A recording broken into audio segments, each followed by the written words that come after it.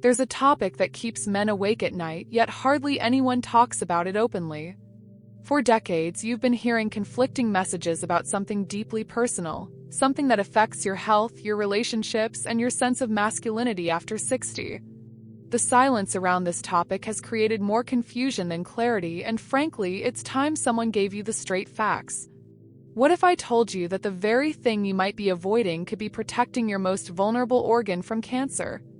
Or that what you consider a harmless habit might be secretly draining your energy and affecting your marriage in ways you never imagined? I'm Dr. Eva Hart, and I've spent 14 years working exclusively with men over 60, helping them navigate the complex landscape of intimate health. In my practice, I've seen how misinformation and shame have robbed countless men of both physical wellness and peace of mind. I've watched strong, successful men break down in tears because they didn't understand what was normal, healthy, or beneficial for their changing bodies. Here's what troubles me most. Men are making life-altering health decisions based on outdated beliefs and cultural taboos rather than medical science. Some of you are denying yourselves proven health benefits, while others are unknowingly creating risks for your well-being. Confusion is destroying confidence, creating unnecessary guilt, and preventing men from taking proper care of themselves. Today, I'm going to share 4 evidence-based reasons why self-pleasure can actually benefit men over 60, and 4 legitimate concerns you should be aware of. This isn't about moral judgments, this is about your health, your vitality, and your right to make informed decisions about your own body. Stay with me until the end, because I'll reveal the one factor that determines whether this practice helps or harms your masculine energy after 60. If this topic resonates with you, share in the comments what you'd like to know more about. Your questions help me create content that truly serves you. But first, let me address something that might surprise you about what happens to your prostate when you completely avoid release. Let me tell you about something that quietly protects one of your most vulnerable organs, your prostate.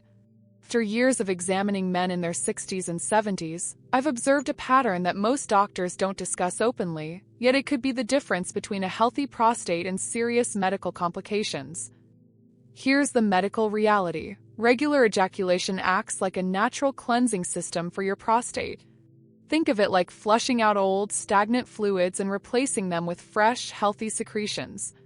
Your prostate produces about 30% of your seminal fluid, and when that fluid sits without regular release, it can become concentrated with potentially harmful substances. Research from Harvard Medical School followed over 29,000 men for 18 years and found that those who ejaculated 21 times per month had a 20% lower risk of prostate cancer compared to those who ejaculated 4 to 7 times monthly. But here's what makes this research particularly relevant for you. The protective effect was strongest in men over 60, precisely when prostate cancer risk naturally increases. The mechanism is straightforward. Each ejaculation helps expel old prostatic fluid, dead cells, and toxins that might otherwise accumulate. It's like changing the oil in your car. Regular maintenance prevents dangerous buildup that could cause serious problems down the road. I remember explaining this to countless men who looked at me with a mixture of relief and disbelief. "Doctor," one gentleman told me, "I've been fighting this natural urge for years because I thought it was somehow wrong at my age." The shame in his voice was heartbreaking. Another patient said, "I wish someone had told me this 20 years ago. I've been worried about every twinge down there, thinking I was making things worse." But here's where it gets interesting for men over 60. As testosterone naturally declines, your prostate becomes more susceptible to inflammation and cellular changes. Regular release helps maintain healthy blood flow to the area and prevents the buildup of potentially harmful cellular debris. The increased circulation during arousal brings fresh oxygen and nutrients to prostate tissues while helping remove waste products. However, there's a significant caveat for men in your age group. Your recovery time is dramatically longer now than it was in your 20s or 30s. What once took hours now might take days. Overdoing it can lead to physical exhaustion, disrupted sleep patterns, and even temporary drops in energy levels that can last for several days. The key is understanding your body's new rhythm. Your prostate benefits from regular activity, but your overall system needs more time to replenish hormones and restore energy after each session. This means quality over quantity becomes even more important as you age. Many men make the mistake of either completely avoiding release out of misplaced guilt or maintaining the same frequency they had decades ago. Both approaches can backfire. The former puts your prostate health at risk, while the latter can leave you feeling depleted and frustrated with your body's changed capabilities. The sweet spot for most men over 60 appears to be 2 to 3 times per week, enough to maintain prostate health without overtaxing your system. But remember, every man is different. Your body will tell you what works best if you listen carefully to energy levels, mood changes, and physical responses. If you're dealing with an enlarged prostate or taking medications for blood pressure or heart conditions, this topic becomes even more nuanced. Always consult with your physician about what's appropriate for your specific health situation. Type plus in the comments if you've ever felt confused about whether this was helping or hurting your health. It's important for me to know how many men are struggling with this uncertainty. Now, while we're talking about physical benefits, there's something even more immediate that happens to your sleep and stress levels, something that could transform your daily energy within just 1 week. I've noticed something fascinating in my years of practice. Men who struggle with insomnia and chronic stress often have one thing in common. They've unknowingly disrupted one of their body's most powerful natural relaxation mechanisms, and the consequences ripple through every aspect of their daily lives. When you climax, your brain releases a cocktail of neurochemicals that would cost hundreds of dollars to replicate in pharmaceutical form. Prolactin, oxytocin, and endorphins flood your system, creating what I call nature's perfect sleep medication. For men over 60, who often struggle with fragmented sleep and elevated cortisol levels, this natural process becomes incredibly valuable. Here's the science behind it. After orgasm, prolactin levels can increase by up to 400%. This hormone directly counteracts stress hormones and creates a profound sense of relaxation and satisfaction. That's why you naturally feel drowsy and peaceful afterward. It's not weakness, it's biology working perfectly. The effect typically lasts 1 to 2 hours, which aligns perfectly with the body's natural wind-down process before deep sleep. One patient described it perfectly. "Doctor, for the first time in months, I sleep through the night without waking up at 3 a.m. worried about everything." His transformation wasn't just about sleep. His daytime anxiety decreased, his blood pressure improved, and his wife commented that he seemed more patient and present. Within 3 weeks, he'd reduced his reliance on sleep aids and felt more mentally sharp during the day. The stress relief benefits extend far beyond the bedroom. Regular release helps regulate cortisol production, which tends to spike unpredictably as we age. Lower cortisol means better immune function, improved memory, and reduced inflammation throughout your body. It's particularly effective for the kind of chronic, low-level stress that many men experience during retirement transitions or health concerns.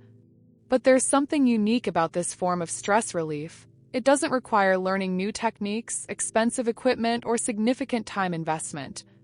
Your body already knows exactly how to activate this relaxation response. But here's where things get complicated for men your age. While the immediate stress relief is genuine, there's a potential psychological trap waiting. Some men begin using self-pleasure as their primary or only stress management tool. When life gets overwhelming, it becomes an automatic response rather than addressing the underlying stressors. This creates a subtle but problematic dependency.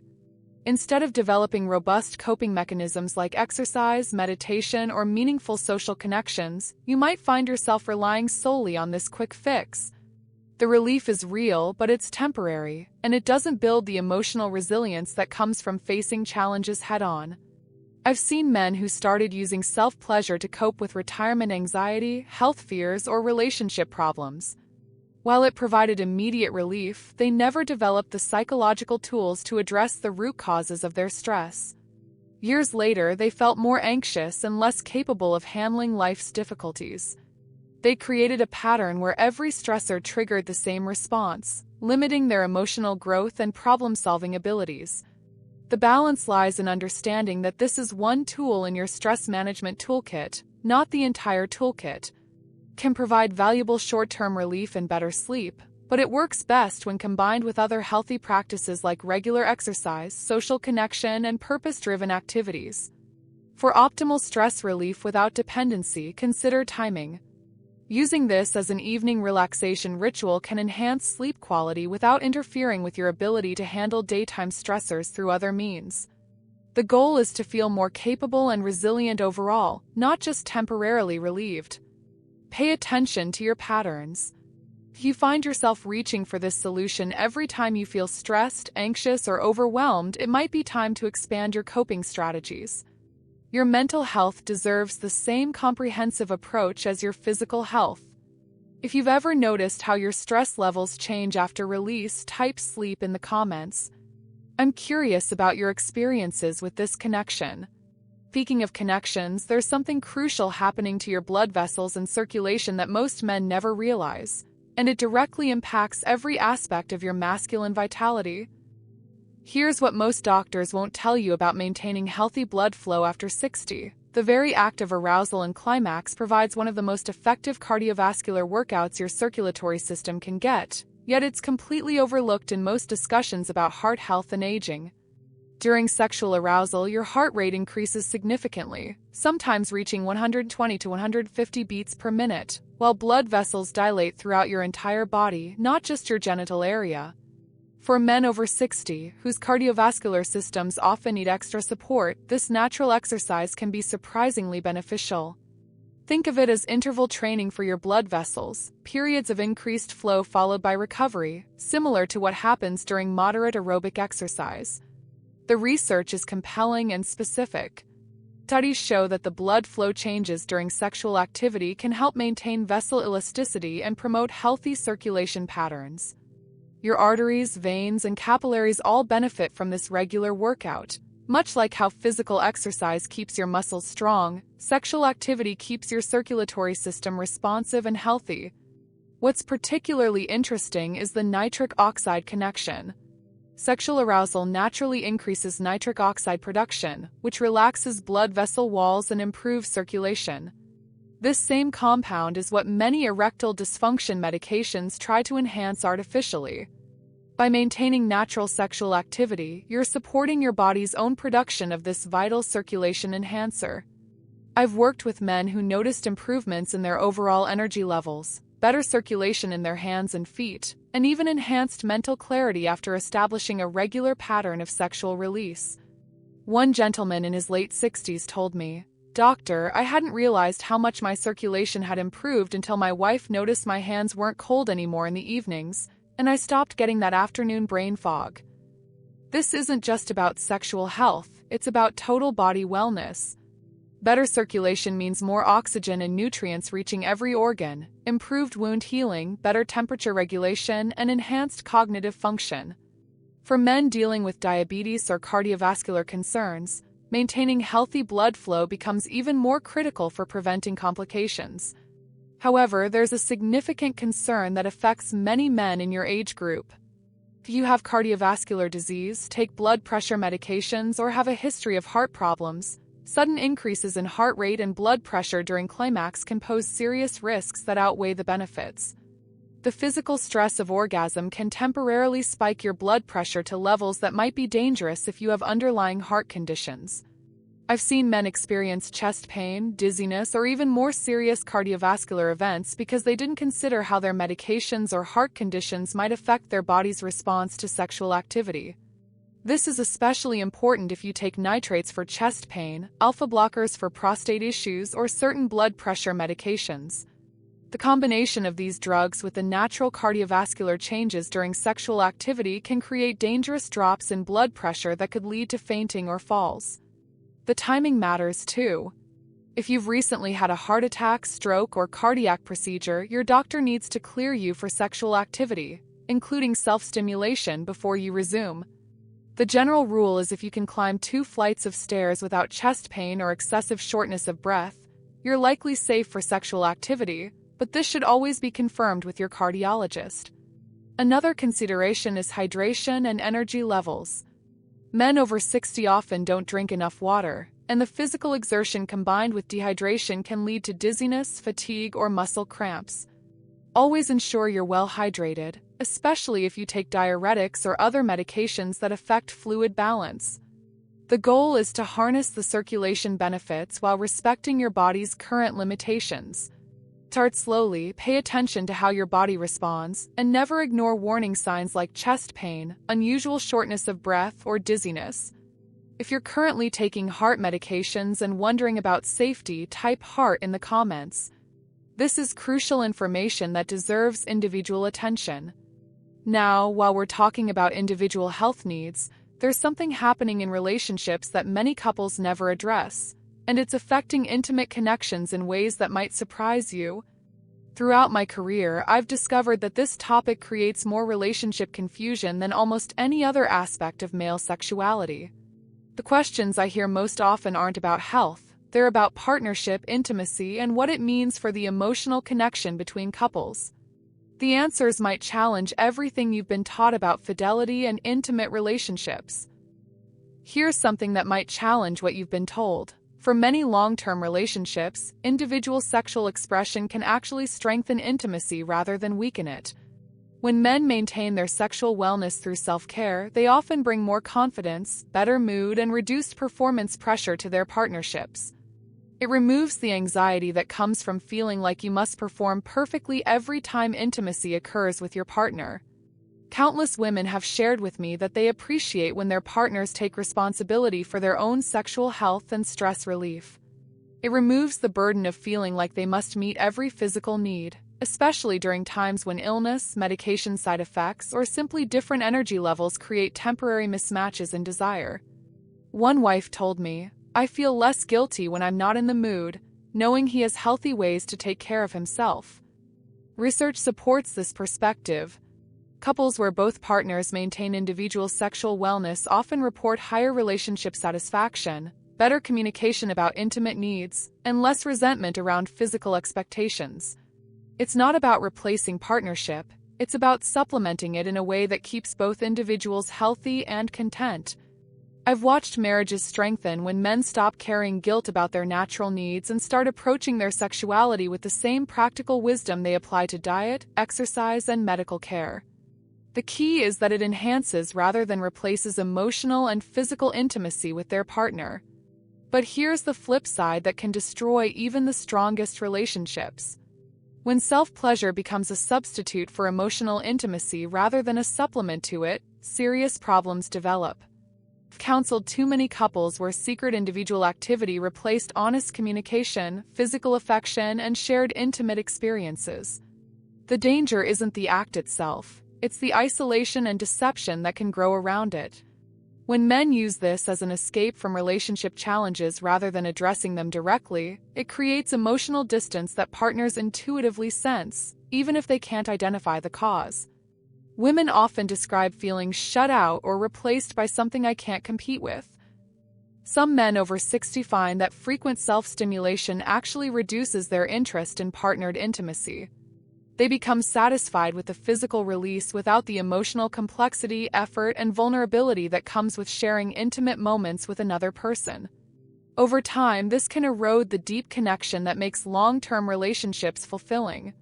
The convenience of solo satisfaction can gradually replace the meaningful work of maintaining physical and emotional intimacy with a life partner. There's also the practical consideration of energy allocation. If you're experiencing erectile difficulties or decreased libido, common after 60, spending your limited sexual energy on solo activities might leave you less available for your partner when opportunities for connection arise. Your body may have enough energy for one satisfying sexual experience per day or every few days, and how you use that energy affects your relationship dynamics. Key distinction lies in intentionality and communication. When self-care enhances your ability to be present and engaged with your partner, it's beneficial. When it becomes a way to avoid the work of intimacy or the vulnerability of sharing your needs and desires, it becomes problematic. Some couples have found success in open conversations about individual needs and mutual understanding about personal wellness practices. Others prefer to focus primarily on shared intimacy. There's no universal right answer, but there must be honesty about what's happening and why. The healthiest relationships I've observed have clear communication about expectations, needs, and boundaries. Consider this revealing question. If your partner discovered your habits tomorrow, would they feel betrayed, relieved, or simply informed? Your answer reveals whether your approach is building or undermining trust in your relationship. If the thought of discovery creates anxiety, that's often a sign that the practice has crossed from healthy self-care into something that's creating distance. The healthiest approach I've observed involves treating personal sexual wellness the same way you treat any other health practice, with transparency, moderation, and consideration for how it affects your partnership. If you're in a long-term relationship and this topic creates confusion or conflict, type partnership in the comments.